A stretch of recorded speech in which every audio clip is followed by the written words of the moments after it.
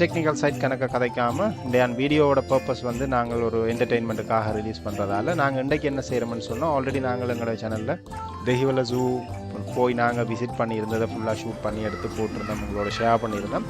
அப்போ அந்த வீடியோவை ஃபுல்லாக பார்க்காத ஆக்கள் நீங்கள் திரும்ப ஒருக்கா போய் பாருங்கள் சேனலில் தெஹிவல ஜூ அப்படின்னு சொல்லி எங்களோட சேனலில் அடித்து பார்த்தாலே அந்த டைட்டிலோடு உங்களுக்கு வரும்.